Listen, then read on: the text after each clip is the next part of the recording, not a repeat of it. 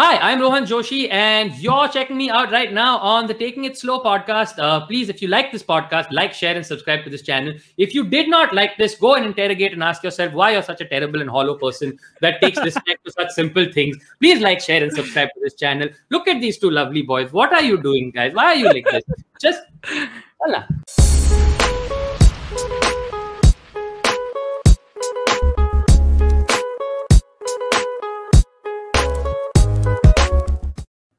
It's a Sunday, you know what that means. It's time to take it slow. और विशु क्या हालचाल?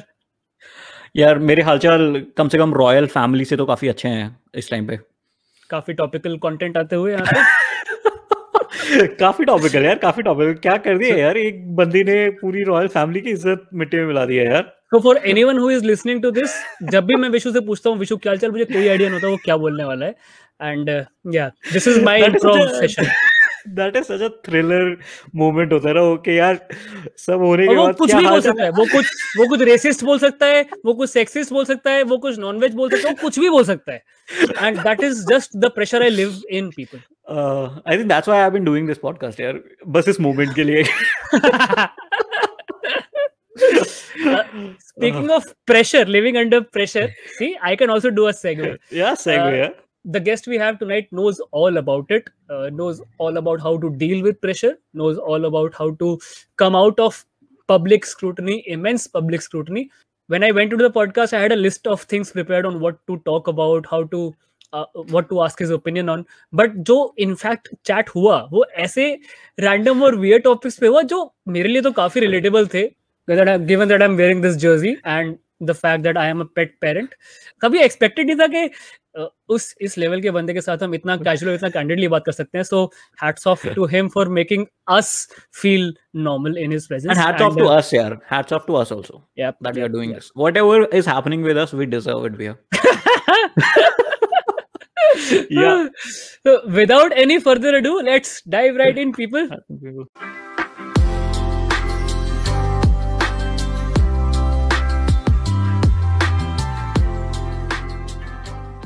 Vishu, I had honestly thought of a pretty fancy, funny intro for our next guest. Wrote down a couple of things, but फिर लगा कि क्यों कर रहा हूँ मैं ये, मतलब I can never match the level of sense of humor that he will bring on. But then I thought I should just be honest about it. And our guest today has been someone who I've honestly looked up to for quite a while. Be it the issues that he talks about, be it his opinions on mental health, be it the things that he stands for, he tries to contribute in. Be it his thoughts on animal welfare, the importance of fitness, and to summarize, he has been sort of a thought leader for my generation, and I honestly feel over the last few years I have matured with him, and it gives me immense pleasure to welcome Rohan Joshi to the Taking It Slow podcast. Hey Rohan, how are you, man? Thank you. I'm good. How are you? Thank you. And congratulations on maturing. I'm still waiting on that one myself. But congratulations on managing to attain it. That's amazing. If you have any tips, I would be very glad to hear them. So, I just want to congratulate you and thank you. मतलब आप जो ये introduction पे काम करते हो ना, मैं एक्साइटेड हो जाता हूँ कि कौन गेस्ट आने वाला है. मेरे को गेस्ट का भी नहीं पता. Yeah, I also got excited. Like I've never in my life been called a thought leader before. Like, oh man. So I am not exaggerating it one bit. When you guys broke on the scene, you sort of were our pop culture, right? So I was in postgrad college in 2012, 2013, and that is the time you were really hitting your fore. And our sense of humor evolved with you guys. Our mentality, our thinking, the stuff that we found funny evolved with you guys. And so you've been a pretty massive influence in the way we think, in the way we operate, in the way our minds have shaped up. So calling you a thought leader is not an exaggeration at all. But that's very, very kind of you to say. Like I'm glad actually that we could have such a, because if time travel is invented and we can take you back to that moment in 2010, 2011 where we started doing the shit we were doing, you will see that our goals were not that lofty. It was just four guys lying around with lots of empty pizza boxes. Just like wondering like, oh, what's the next stupid joke we can make, and that was it. And it's kind of great that that was something that, like, to me, that's what I love. That's what people resonated with. Right? That it was just a simple, stupid thing, and that we all kind of found communion in that. And I'm really proud and happy about that personally. But yeah, like the other day I got tagged in like a TikTok video where it was somebody, it was, I think, like a Japanese person who was doing a sort of TikTok with lines from the flight attendants, lines from Honest Flights. I saw that. Yes. Flight attendants' last day on the job, and I'm like, holy shit, that really traveled. That's amazing. So Rohan, given the events of the last weekend, I don't think there is any other place that we can start apart from the question, what color is Manchester, man? Red. Now and forever. Forever. Red. Before you dive into this discussion, I'll just say that I'm a football noob here, so I'll just let you two put you off the gloat screen for the about it. next 2 Fine, days. man. If you're a football noob, all you need to know is two things. One, Manchester United is best. Two, all the other team are nonsense. That's it. As long as you remember those two key facts, you're fine in football. Yeah, we're fine with you both. Fine with football. But also, it's important to remember that what Manchester United teaches you, that it's not about who wins is not necessarily the best. Because if you've been looking at the scores for the last few years, then what you realize is, like, it's not always the winner who's the best team. Winning is not Manchester United since 2012. You'd be like, I'm not sure I buy this guy's argument, but just is what it is. Has it sunk in yet? Okay, we actually snapped the 21 game winning streak, and how the fuck did we do it? I started watching कि ये सोच के कि यार 0-0 होगा, we'll take a draw. वैसे भी पिछले पूरे 4-5 मैचेस से हम ड्रॉ करके ही खुश होते आ रहे हैं. I will take a draw in this match. At least we'll stop them from winning. But that's peak United, right? This is how United works. That is legit peak United. United is the team that will somehow. My favorite love for United is, and what I love the most about supporting Manchester United, is that you can watch Manchester United dismantle Real Madrid on a Wednesday night, but still be afraid of the Crystal Palace game that's coming on Saturday, right? This is my favorite thing about being a Manchester United supporter, right? The roller coaster of emotions is unbelievable. The roller coaster of emotions is amazing. Like, where you can, it doesn't matter what you did in Europe on Wednesday, Saturday pe kuch bhi ho sakta hai. And what I love about that is that automatically also sometimes I think this is why we end up spoiling other teams' parties. Because I feel like half the time there's this attitude of, I feel like there was a point maybe when we were 2-0 up where we might have been running past the City player going, boss, honestly, मेरे को भी नहीं पता है क्या हो रहा है. हो रहा है. So just, that's about it. And I feel like that is the joy of supporting Manchester United. For me, it's always been that you never know. You never ever know. How long like have a you been a fan Christopher for? Nolan movie. It is like a Christopher Nolan movie, and exactly like a Christopher Nolan movie. Sometimes after it's finished, also you don't understand. You just look at, है कुछ result है. कुछ अच्छा लगा यार, कुछ अच्छा हुआ. Honestly, अगर मेरे को पूछेगा तो मेरे को नहीं पता. ठीक है? So how long have I been a fan for? I have been a Manchester United fan, like an absolutely like ardent fan, I would say, from the 2000s. But the first time I started watching United was in like 97, 98. Like, wow, okay. So I have an older sister. So you saw the treble. So I saw the treble. Weirdly enough, I ended up seeing the treble because I have an older sister who in like 97, 98 thought David Beckham was damn hot.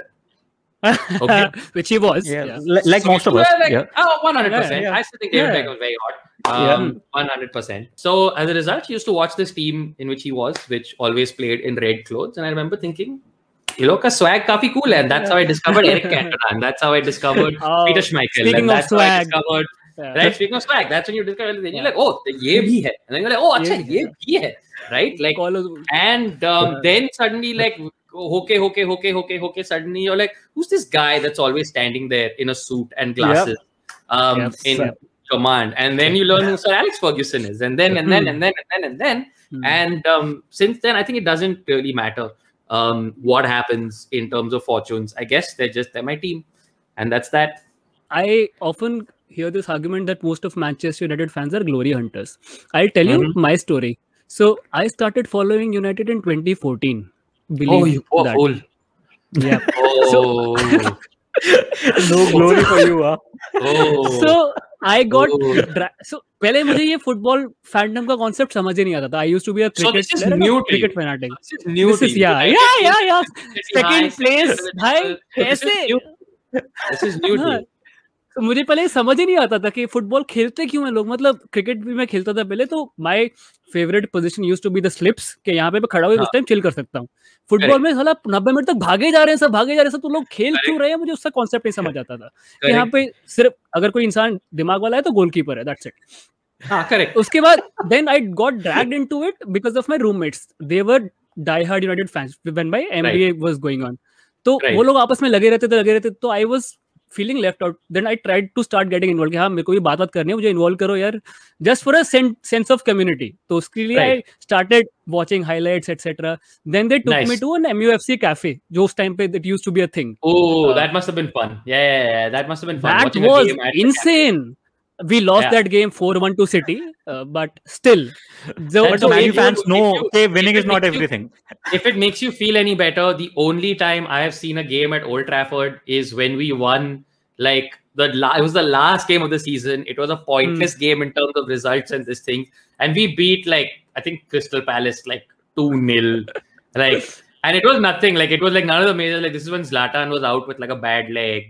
And like Josh, like one of the scorers was like Josh Harrop. Like this was that game, right? And this was the game that I went and saw. It was a really fun game, but didn't matter. But just being there, the experience was this is when Jose was managing. But yeah. So I have also watched a game at Old Trafford, and so that is how my fandom has evolved. For the first couple of years, I was like, हाँ ठीक है, it is a casual thing that I do. But then I started getting deeper into it, and उसके बाद I planned a whole UK trip. I convinced my wife to go to UK with me because I wanted to watch a match at Old Trafford. And I watched United versus Arsenal. जिसमें we drew 1-1, of course. Okay, of course. Of course, we won't win. Obviously, we won't get back with any memories. And उस time के बाद से my wife also watches matches with me. जो experience you feel ना Old Trafford पे, that is out of body experience. Yeah. They call it the theater of dreams for a reason. It's quite a special experience. Yeah, absolutely. And we were very lucky that game, while a dead game, it happened on a beautiful afternoon. Like it was an afternoon game. It was, I think, a 2:30 game or something like that. And it was a beautiful afternoon, like just a beautiful sunny afternoon. It was just a great day for a game, and I remember it just being a really fun afternoon. Yeah, so when we were taking the stadium tour, वहाँ पे all the memorabilia is there ना, Sir Matt Busby crash के बारे में, पूरा Munich के बारे में सब लिखा हुआ है. So my wife got intrigued there कि हाँ ये क्या है, ये तो बहुत ही amazing story है. So मैं in fact last pod के time पे मैं विशु से भी यही बात कर रहा था that Manchester United are like a phoenix from the ashes. They will never die. No matter what happens, they will always come back. Always. Never. Yeah, I think यहाँ पे एक और बंदा होना चाहिए था who is like an Arsenal or a Liverpool fan. So discussions. नहीं, हम podcast पे कचरा नहीं लाते. हम podcast पे sorry. Quality control is important. Very important. So, अच्छा, final thoughts about United. How do you think Ole is doing? I don't know. I definitely know that he's obviously not the write-off that a lot of people sort of made him out to be when he first joined. I also don't think I don't think it works the other way either. I don't think he's like going to be like, he's not going to be the Shah Rukh Khan who's going to do it in the sense that no, he could be the person to bring glory back. I just don't think it's going to be like a snap of fingers. I feel like what's happening this year is what's just nice to see after so many years is just, it feels like a team that's taking a few chances. It feels like a team that for a long time, and what really annoyed me was that it felt in the middle that Manchester United had forgotten how to attack. Right? Just the fundamental problem was that this is, this is supposed to be a team. And then you do LVG and then you add Jose Mourinho after that. Yeah. This is a team that just sort of forgets how to go ahead, right? Yeah. And there's just nothing happening in that final third. And what's been fun this year has been, it feels like a team that when it gets there to the front of the field, it feels like it has confidence that we can make something happen from here. And and this is absolutely all centered around Bruno right now. But what's great is that while it's centered sort of around him, it feels like he's bringing life to the other people. So I feel like if between Ole and Bruno Fernandes, they manage to really work it out in training, before the next season, I feel like next season we could be title contenders. I think this year it's second place or possibly third place, because again, it's United, anything could happen. Comfortable top 4 this year, all things considered. I hope I'm not eating my words 2 months from now. But I'll knock on wood right now. Knock on wood. But I think comfortable sort of top 4. We don't have to stress about Europe next year, all of those things. And that would be market improvement, right? So how do you measure how do you evaluate a manager? You only see the year-on-year improvement that is bringing to the squad. And I think, in that sense, absolutely, he's leaps and bounds, right? Like this year. And it's obvious that whatever it is, I mean, I'm guessing that while he's not like the legendary name, because he's legendary United name. It's not a sexy name. Get the sense, it's not a sexy name, but he's a legendary United. I get the sense that obviously his players respect him if they're sort of pulling out that performance under him, right? Yeah. They weren't pulling it off under Mourinho. They weren't pulling it off under a name like Van Gaal, but he's obviously managing to get something out of these players. So say what you will about his management style, it's better than whatever we've seen for the last 7 to 8 years. So he's got, like, not that it matters, but he's got my vote for another year or so at least, like in the sense that unless there isn't like a disastrous slide. And I think that's part of the thing also, right? Like what happened with sort of Moyes, Van Gaal, Mourinho is it just became like this revolving door. Like there was this sort of panic period. And I just feel like overall, psychologically, it feels like even from the perspective of the fans and everybody, I feel like maybe the churn is over. Again, I think the churn is over. And I think something is settling, right? Now, whether we settle into being like a higher end of the mid-table or actual title contenders, I don't know. But I get the sense that something is starting to work, which is great. So whenever I get from the Bruno argument, no, so कि एक player चला रहा है, Ole कुछ नहीं कर रहा है, it is only Bruno or nothing else. Look at Liverpool. Van Dijk injured हुआ, where are they? So ऐसा नहीं है कि no, it's not. They're building the team around one player, but it's not just one player doing all the work. Exactly. Bruno has been shit for the last month and a half. And he still had like great scoring opportunities. Yeah, great numbers. Yeah. So ऐसा नहीं है कि सिर्फ एक player से team बनती है. So Ole, in my opinion, gets criticized so badly because not a sexy name. 2, people have this idea of United that United should be competing for titles always. Even if they're second, then the manager is doing a shitty job. Also, it is cool to criticize United because it gets you clicks, it gets you views. Of course, because of the behemoth that we are, it is cool to criticize United, and you will obviously attract attention if you do. If the same results would have been achieved under Jose, so Jose finished 20 points behind City in that year, and he still hails it as his biggest achievement, so to speak. LVG tried it; he was a sexy name, didn't work. Jose was a proven winner, didn't work. So my opinion on Ole is, no matter how he finishes, one thing is for sure, he will leave the squad and the team in a much better state than what he picked it up in.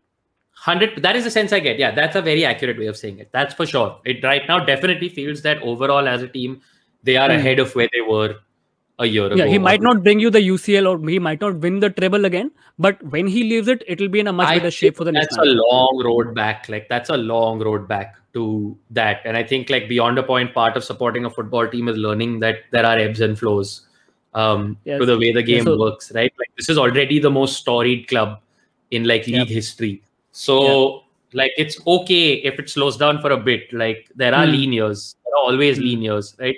But I feel like there's a rebuilding process happening, and takes time to build a great building. Couldn't have put it better. For my sake, I hope I see some flows. There have been a lot of ebbs since 2014. I see. No. I think flows are coming. I think flows are coming. Flows are coming. Rohan, you are very, very passionate about animal welfare, adoption. You are a pet parent yourself. How long have you been a pet parent for? I have now been a pet parent for 9 years. I've been a pet parent for 9 years. Yeah. I've been a pet parent for almost 9 years now.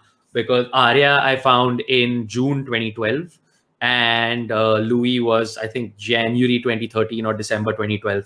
So coming on almost 9 years of being a cat parent. So when I first got Arya, I was just supposed to be fostering her for a week until we found her a home. Literally, like, and I was actually not fully into the idea when I first got her home. Like the first day or two that she was at home, she was always at home with the intention being that she was going to go elsewhere, like in the sense that we were looking for a home for her. But sort of 4 days into it, like basically on the first day only, she came and she started sleeping here on my neck like this. And she fit literally like in this much space, right? She fit. And she was saying that, and I was still like, okay, you know, don't get like too close. Don't give it a name. Don't give it a name. It becomes real. Don't give it a name. Don't give it a name. Don't give it a name. Sleeps on my neck. Sleeps on my neck. By the 4th day, suddenly, like, you know, we might have found like a foster for her. And I'm like, you are the child that I never had. You touch my daughter. Who the hell you take my child away from me? And that was that. And Louis also similar story. I was like, okay, 1 is enough. I can't deal with it. 2 will be a lot. And again, same thing. They just got along, and then it was just nice to have the 2 of them there. I was like, fine, you can stay. And yeah, and then he's been around ever since. There are a number of misconceptions, I would say, about being a cat parent. I am myself a dog parent. I have been a dog parent. So I have Rio with me, and Rio is my 5th child. I call him a child. Rio is my fifth dog. I've had dogs ever since I was like 4 years old. I have always had dogs. Even I had a dog growing up. I had a dog growing up, and my family currently also has a dog right now. So it's not like I don't like dogs. I love dogs also.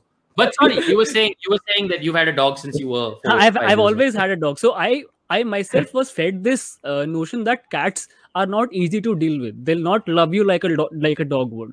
They'll scratch you, they'll bite you, they're high maintenance. I was fed all these notions until a very close friend of mine had to foster a cat just like you. She was trying to find places for him to stay, but eventually, like exactly like you, she also got attached. Ab to bas ye mera bachcha hai. Correct. And then I spoke to my friend as well. Okay, how is the experience like? And then I realized that cats are they're different from dogs. Of course, they're different. But just because something is different doesn't mean it's less loving. Doesn't mean it's bad. Yeah. Like look, if this happens, like let me put it this way, right? If everybody here has been in a relationship or been in multiple relationships, we know that no 2 partners are also the same. Right? Absolutely. You can be in love with somebody. Eventually, when that doesn't work out for you and you meet the next person is not necessarily exactly the same as the person that you were with earlier. Correct. Or vice versa. People change. People love differently. Like look at all our friendships, right? Everybody has different friendships. Everybody's friendship is not exactly the same. So just because a dog loves you in one way and a cat loves you in one way doesn't mean that the cat doesn't love you or loves you less. It's just its way of showing love is different. I think the biggest myth is that they are high maintenance. Man, there is no easier pet on the planet than a cat. Part of the reason I have a cat is because like there is no way I could have a dog living alone. Like I live alone. I live alone. I live as basically like I live on my own in a flat. I travel for work. I do all of those things. That would be very difficult with a dog, right? With somebody, this is an animal that you have to walk every day. This is an animal that you have to bathe regularly. This is an animal. Versus, man, my cats, they are amazing. Like, I don't have to do, like, toilet training a cat. Like, toilet training, like, have you tried, like, toilet training a dog? Like, yeah, man, I have. Like, with the greatest of respect to dogs. Like, and I say this as somebody who loves dogs, all right? You dumb piece of shit. How did it take you 2 years to learn something as simple as go and pee until we've gone down? Like, you know, like, toilet training Arya was the single greatest experience of my life. I took a little box, I put litter in it, and I watched her. And all my friend had told me is that if they start scratching, looking like they're making like a hole or this thing or something, that's how you know they're about to do it. So I watched her like a hawk. I see her go towards this pillow and start to do this. I pick her up by the neck. I put her down in that box of kitty litter. She does that. She goes, oh, this is perfect. She takes her down and she pees in the litter box. And that was the only conversation we ever had about it. And it's been 9 years now. And that adorable girl has never peed anywhere except that box. It's too good to be true. Have you ever heard the expression plug and play for a gadget, right? Like where you just pull out of the box, cats are plug and play. Since then, like nothing. She has never, like if she pees outside her box, I know one of two things is up. She's either unwell or the litter box is very unclean. and she Or can't. maybe there's a dog in your house. Oh, there's a dog in my house. Oh, there's a dog in my house. That's the only 3 reasons. That's the only 3. Otherwise, it's the easiest animal to have in the world. Oh God, they scratch you sometimes. Yeah. So, like, do dogs. it's like having a child. Occasionally, your child is going to break a glass or break a this thing or do a this thing or do whatever. This is the equivalent of that. This is an animal that is playing with you. It doesn't know its own strength and its own claws. Absolutely. Sometimes it does this thing. Oh, boo-hoo, you got a little scratch on your skin. What are you going to do? Like, how will you ever recover from this horrific, like this thing? If your cat is vaccinated, if your cat is not like outside interacting with randoms, as long as it's a house cat and vaccinated, man, all you have to do is a little Dettol and you're good. As long as you've been regular, like on your tetanus shots. What is this? Like, have you seen a Rottweiler? Have you seen what Rottweilers can do to people? Like, I've had that done to me. Yeah. So then occasionally you get scratched. Like, it's like, deal with it, roll with it. Raising a child for 9 years, you're gonna get a scratch, like little bit. And aisa nahi hai that dogs don't scratch you or anything. So even of course, the same as cats. I've had teething dogs bite me like anything, dude. Yeah. Like, I'm not realizing while playing, like excitement mein aake, like phadak haath pe ek aa gaya, you don't even realize it. Dogs need a lot of attention. Always. Yeah. They need to, for their wellness, they need to expend a lot of energy. And you have to give them attention to expend their energy. That takes a lot of your mental space as well. So so exactly as you said, it is the biggest myth I've heard that cats are high maintenance as compared to dogs. Cats, for like 90% of the day, they are on airplane mode. Like, I don't even know what else to call it. Like, 90% they're on airplane mode. Like, I find my cats just passed out in different states. Have you ever been asked about the debate of adoption versus breeding? So yes, I'm not a fan of breeding. So I've had, as I was telling you, I've had 5 dogs so far, and 2 of them have been strays who've been adopted. All others have been a product of breeding. Right. My present pet as well is a product of breeding. So I've had my reasons for that. जब पहले था मुझे पता नहीं था कि क्या what is the process that the animals go through in the breeding, etc. This time around, my reason was something different. So my wife was petrified of dogs, absolutely petrified, and I have always been with a dog, and I can't imagine my life without dogs. So we had to reach a compromise. Ke, she'll have a pet who looks good, who's cuddly, who's good to play with, and who's not harmful, who doesn't look harmful, who can harm. I thought that's why she married. Wow. Nice. Wow. Ooh. Nice. Sick bird. Nice. Sick bird. Yeah. So a golden retriever puppy was what she settled on. So no one can say no to a golden retriever, so even she couldn't say. उसने कहा कि हाँ अगर कुछ आएगा तो ये आएगा, otherwise कुछ नहीं आएगा. So I had to reach a compromise there. But I've also heard and I've also experienced the other argument that the strays or the people or the indies, so to speak, that people adopt are not really homely creatures. And I've experienced this myself once as well. So my brother, after we had Rio, my brother-in-law adopted a stray, and he was an indie, and he just could not fit into the house. He was very aggressive, and I tried to deal with him quite a bit, and we gave him good year and a half. We tried to mellow him down. Initially, we thought he must have had some traumatic experiences when in the shelter, so that might be the reason why he's so aggressive. But he just wouldn't stop biting, or he just wouldn't stop being over aggressive. Would that not just be the case of the temperament of that specific animal, as opposed to like it's a big extrapolation to go from there to all strays?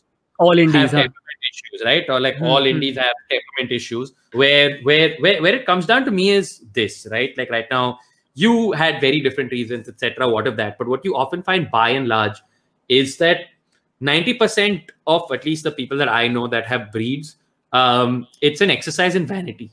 And when your vanity supersedes the sort of emotion you're going ahead with, the emotional torture that you're inflicting on another creature to satisfy that vanity.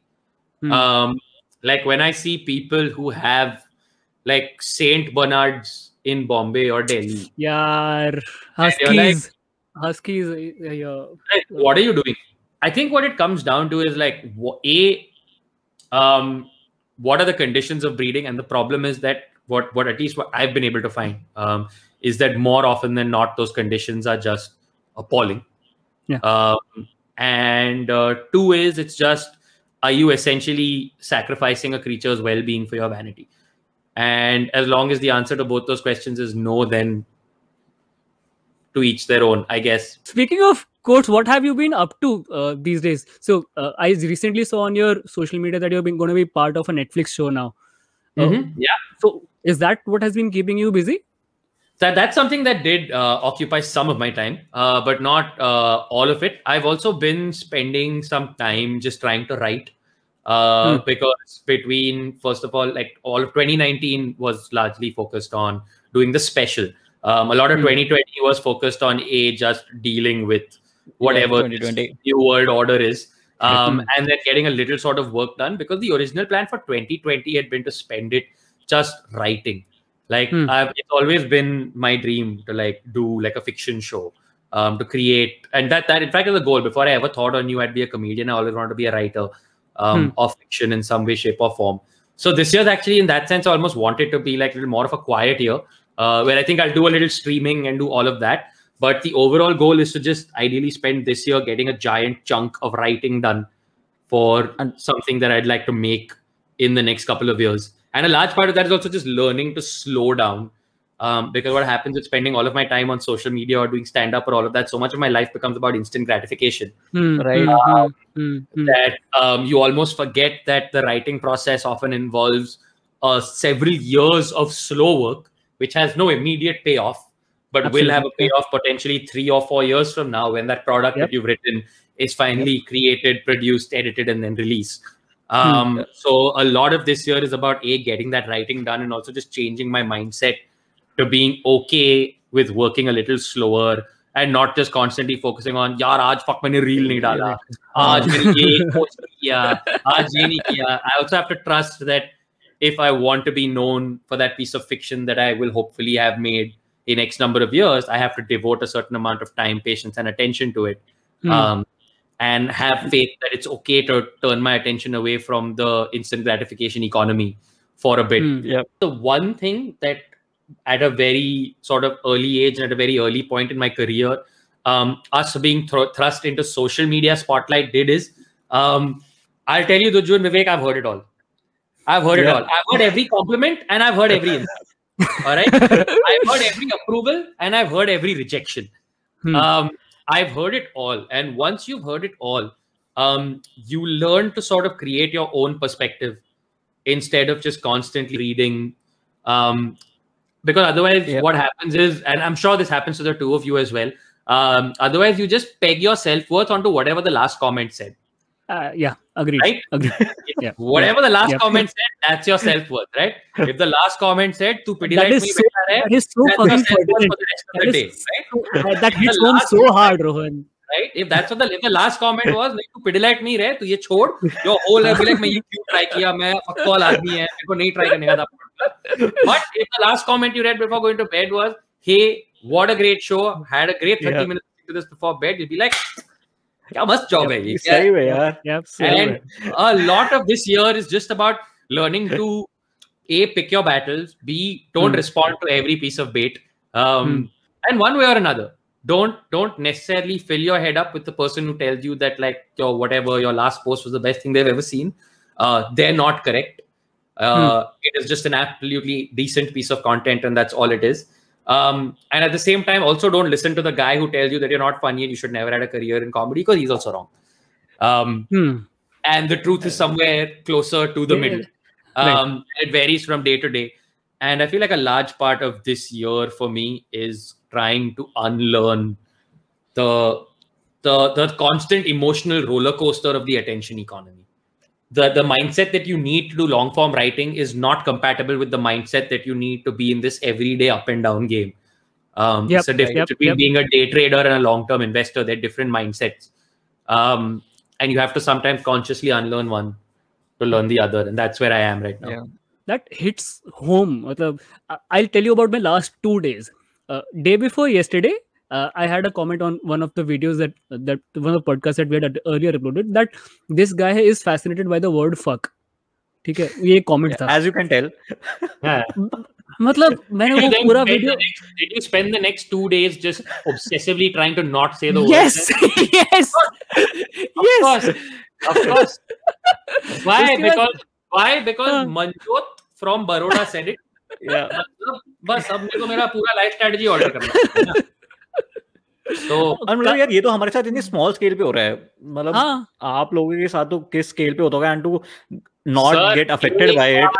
Sir एक बार आप national news पे किसी को आप सही देश का में. गलत होते हुए सुनिए और फिर जो आपकी जिंदगी बदलेगी, ओ हो like Fuck. Okay.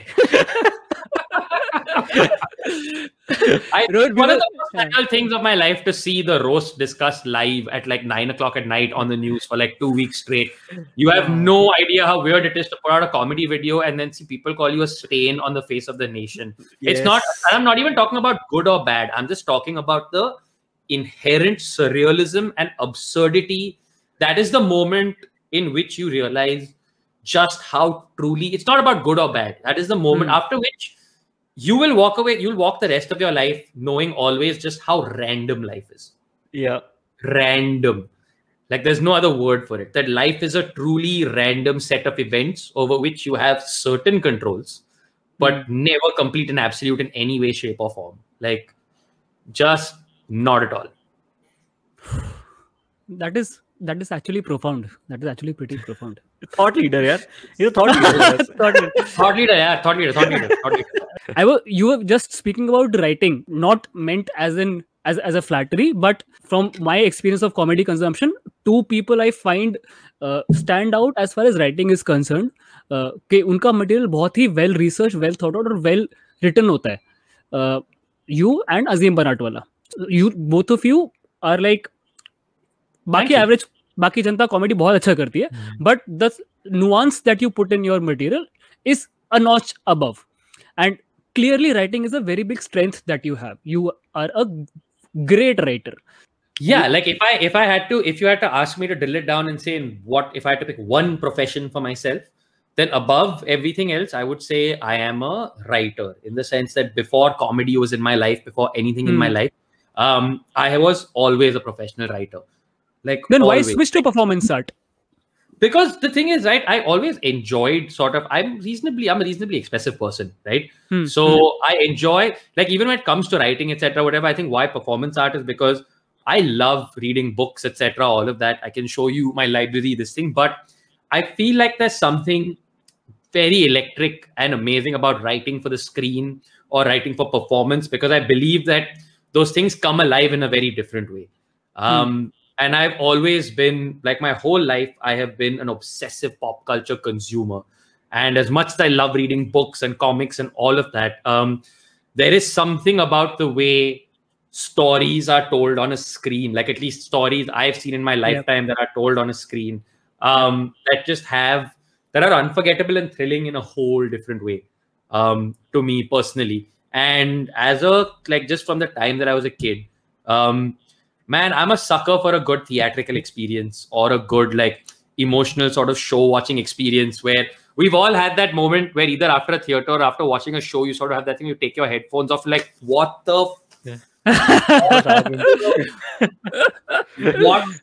was that, right? And to me, the goal has always been to reach a place in my life where I can create that experience for somebody else. So which is why if you say, why switch to performance art, or like, you can write a joke, but what happens when you take an already well-written joke and then do something in a performance with it is what takes that joke from being a 6 on 10 to a 10 on 10. Or like a 12 on 10 or whatever. And so that's why I guess on some level to performance is because I feel like it does bring a certain dimension. It's symbiotic in the sense that good writing adds a dimension to your performance. And a good performance adds a new dimension to something that, as written or as read on a piece of paper, may sound flat. I think one great exercise sometimes is always to go read screenplays. And you'll see sometimes a lot of screenplays are very dry to read.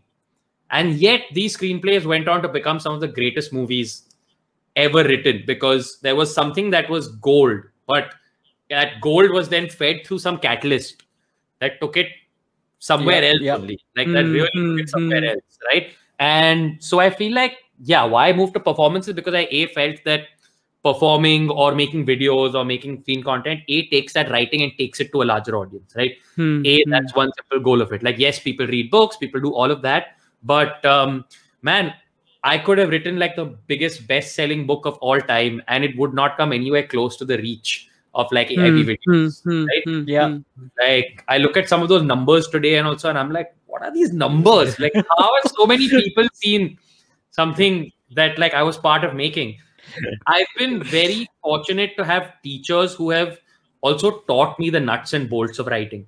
Aside from like my mom has always put books in my hand from a young age. I can't think of any book that she ever took out of my hand. Like if I was 13 years old and I picked up a book that was maybe meant for like 16 years old and up, unless there wasn't anything specifically pornographic or whatever in it that she thought that I would be able to deal with, she'd like, read it. No problem. Read it. Like just keep sort of punching up. I had teachers in school who, because they saw I had a slight interest in writing myself, they worked extra hard on me with things like rules of grammar, rules of just, it starts with little things like why have you used the same word 3 times in 4 sentences? And those little things. And then I managed to I got to do a bachelor's in mass media, where again, there was somebody to help me raise my writing game technically a little further. And then when I got to journalism school, they were like, okay, you have all the nuts and bolts in terms of, your grammar and your syntax and this and that. But in journalism school, I have somebody asking me to interrogate the idea better, right? Because in journalism school, they're like, get to the heart of the matter. Ask yourself the truth of the matter. Why? Approach to the subject. Ask the why of it. If there are 2 people involved in a situation, ask yourself who the oppressor and the oppressed is. Or ask yourself, is this issue really about this? Or is there a deeper underlying this thing to it? And so suddenly I got to apply all the nuts and bolts that I'd learned into expanded contexts. And I got to like use those nuts and bolts in service of finding nuance and in service of finding things. And so I think in that sense, when you tell me that you like the writing in my show, on some level that makes me happier than what you thought of the performance of the show, because I'm like, hey, this is the one thing that I'm trained in. Tomorrow, if stand-up comedy, if social media, if all of that ceases goes to exist, the job I'm going to have to go back to sort of get myself back on my feet will be as a writer. Will be sitting at that laptop and hammering something out. Whenever I've been at my lowest points in my life, the thing that has always brought me back is writing. The roast happened. We were at our sort of lowest point. It was writing the net neutrality video. And that sort of breakthrough of just, hey, we've got this challenge of this very broad, dry policy thing that needs to happen, but we need to be able to give it to people in an entertaining way. Sitting and being able to crack that. A lot of people don't remember, but that was one of the first things we released after the whole roast scandal thing. That was my way back. Everything that happened with AIB that happened in October 2018 happened. It was a solid year of touring and writing Wake and Bake that brought the confidence back in me to be able to sort of get back on stage and do that. So writing is the bedrock of everything that I do, and it will always be the thing that I return to. In some way, shape or form, whether that will mean that I'll end my career writing technical books and instruction manuals for somebody, or whether that will mean writing books and shows. I feel like writing is the central thing from which all the other spokes come. And has your writing evolved over the last few years? So I was listening to one of your earlier podcasts. Wahan pe, I think it was Abish who mentioned that how you write a joke is like there's one ball in the air of a joke and all 4 of you are playing with it, and it is taking another shape itself. Now, probably post 2018 or 19, you have had to write on your own completely by yourself. How has that switch been? Like if you ask me, it's always more fun to write collaboratively because an idea is challenged a lot more. The simple reason it's fun to write collaboratively is because your idea is interrogated by somebody else. Because what can happen is you can have an amazing idea, and just because you love it, you won't ask enough hard questions of it. But if there are other people sitting and looking at you, they forced you to confront your idea on a much deeper level, which means something that you loved on a surface level also you may have to discard in 5 minutes, versus an idea that you absolutely had no boner for. After 5 minutes of sort of questioning it and this thing, you may find actually this idea leads us to a much deeper and interesting place. So writing alone is tougher, but the great thing about writing stand-up alone is this: even if you don't have a collaborator to interrogate your idea, every evening when you take that material on stage, the Open audience mics, yeah. audience will, right? At the Yeah. end of the day, in that case, your audience is your collaborator. Because Correct. if they're not laughing, you're going Yeah. home and rewriting. Hmm. Your idea got interrogated right there on that stage. So in that sense, the only switch you have to make is you have to just get a little more ready. And this in general actually is important, I think, for any writer is you have to be okay with rejection. Whether that rejection comes from the form of an audience that's not laughing at your joke, or whether that rejection comes from the people who are writing in the room with you. And I think for me, the only main switch was being able to switch to that. We're like, okay, I'm not being challenged by these people, but I am being challenged by the audience sitting in front of me. And the only other thing that's harder for me personally is maintaining writing discipline. When you're writing with somebody else, it's like, okay, 1:30 tomorrow, you and I are sitting. So I know 1:30 I'm in that room. Because if I don't show up, you have made effort for nothing. Versus tomorrow, like, yeah, I'll write at 1:30. Tomorrow I'll wake up at 1 and be like, nahi likhne. Nahi likhna. And there's no one else to hold me accountable. There's no one else to hold me accountable. So that's the only other thing that becomes tougher. But again, there you end up setting yourself deadlines by setting yourself a tour date.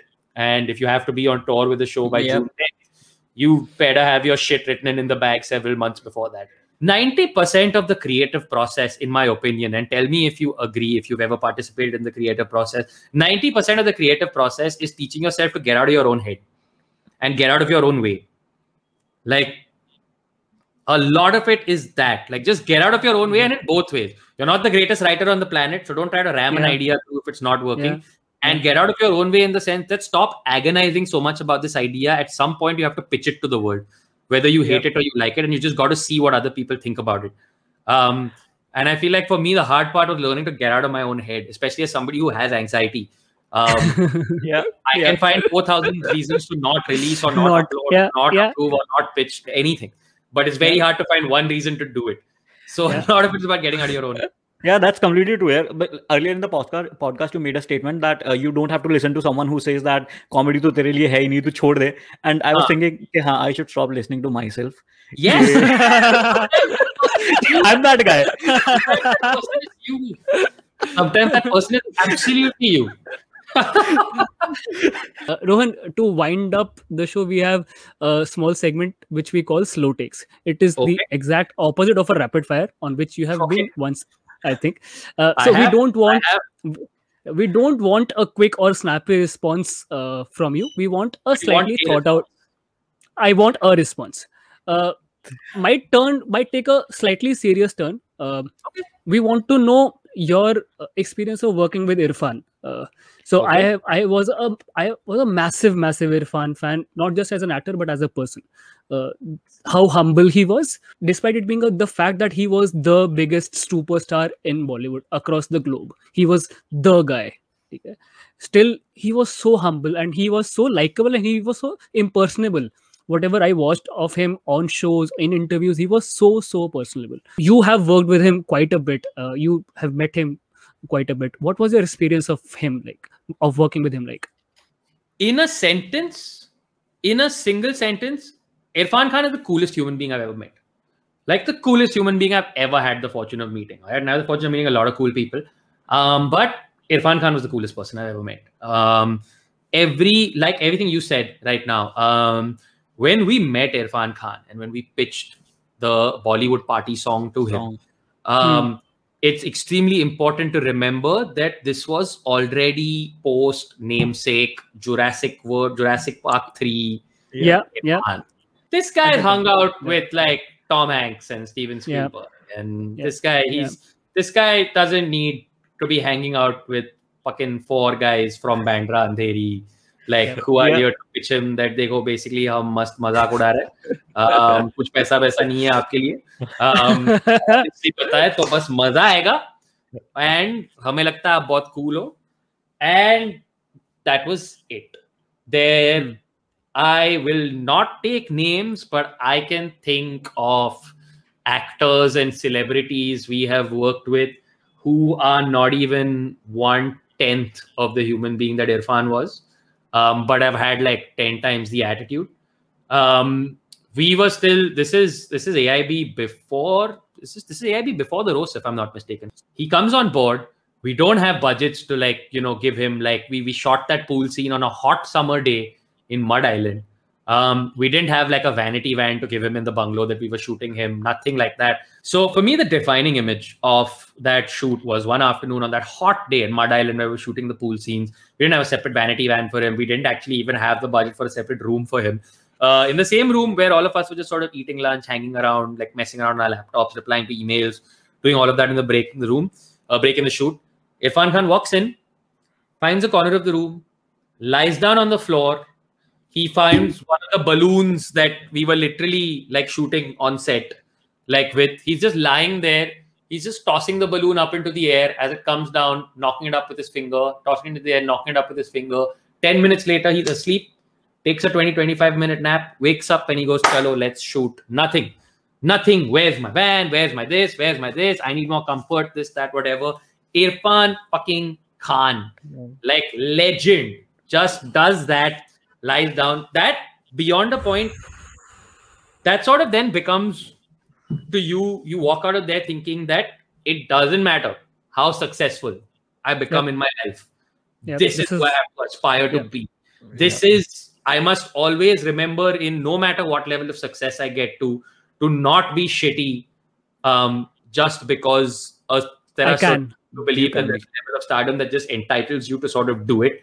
That again, that same thing, right? That everybody who's here is working hard and sincerely on something. And once you've agreed to sort of be a part of that, you just give it your all. And this extended to every interaction I ever had the fortune of having with the person, to the point where when we went on a UK tour in July 2018, he was there for treatment, if I'm not mistaken. Yeah, he was. In spite of all of that, he made a very special effort and came for our show. He came for our show, not just for a token, this thing or whatever. He's like, I want to see, I'm excited. We work together, we do this. I want to see your show. He came with a bunch of people. He sat through the entire show. When the show was over, he insisted on taking all of us and the crew out to dinner because he was just happy to see us. And he just sat there for 2 hours with us. We were sitting, and I remember we went to, it was an Indian restaurant, interestingly enough. And we went there and we just sat and we were eating kebabs and we were doing this. And he was just regaling us with stories and all of those things. And I think that was the last time I saw him, if I'm not mistaken. But just the loveliest guy. The loveliest guy. Yeah. And just a tremendous sport, right? Even so, we shot the song first, and then that little scene. You made memes. You made memes with him. Made memes, but no, even the song, the little scenes that were shot before the song, where he's like, matlab Spielberg, Shakespeare bhi dekhe bola, right? When we first pitched that line, we were honestly expecting to get screamed at or something. It's a lot to go into a room with Irfan Khan and be like, hey. You do know I'm Irfan, right? Yeah, would you be okay with calling Christopher Nolan Christy? And just the guy was just, there was never, he was just like, yeah, man, this is too good. This is too funny. Let's do it. Just legend. I think there will be no better point to or note to end on. Absolutely enthralling speaking to you. मतलब मजा ही आ गया यार. So अभी जब मैं podcast record करने शुरू करने वाले थे ना, तो मैं विशु को बोल रहा था यार मैं थोड़ा सा फॉर्मल फील कर रहा हूँ और मैं थोड़ा डर रहा हूँ. मुझे ऐसा लग रहा है मैं फॉर्मल ना हो जाऊँ पॉडकास्ट में. I don't fuck it up, but the minute you entered, I'm dressed, dude. I'm in shorts. Yeah. My t-shirt, please relax. I have samurais on my t-shirt. It's fine. Thank you for taking time out, man. Thank you for being you, man. May you continue to be the thought leader that you always have been. Oh, thank you. I look forward to leading with my thoughts. Hope you had fun as well, Rohan. I had a lot of fun, guys. And I will see you soon. And good luck. And if you're both in Bombay, I mean, I know you're in Faridabad right now, but both Bombay, let's catch up sometime. Yep. Yeah, I am in Bombay and I might take you up on that offer. Let me know whenever. We'll figure it out. Thanks, Rohan. Lovely speaking to you, man. Lovely speaking to you guys, man. Take it easy. Yeah. Bye. Yeah. Bye.